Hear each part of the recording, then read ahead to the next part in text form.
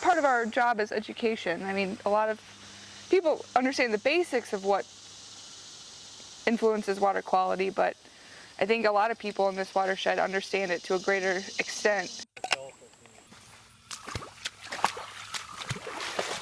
All of what we do is related to the Clean Water Act, and so there's two types of pollution, or sources of pollution. Point sources, which are like anything that comes from a pipe or a ditch that's like the regulated community. But then you have non-point source, which is a much bigger beast to deal with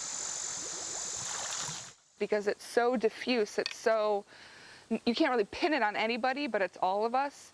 Dealing with that side of the story is really tricky, and there's no regulated, it's not regulated like the way a wastewater treatment plant is regulated. There's no permit limit because there are no permits. You can't permit you can't permit runoff. It's too hard.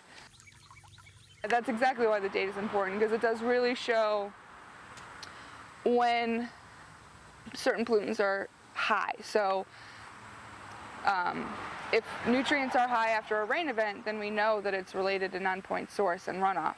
But if pollutants are high during low flow, then that means that the water's not getting diluted by rain, so maybe a point source is an issue in that situation. So by collecting data over different flow regimes, it can really show you if it's a non-point source or if it's a point source issue, and then that would say, okay, so this watershed, which is mostly agriculture, has increase in nutrients after rain. So we know it's a runoff event, so maybe there's some things we could do to help with that, that source of nutrients.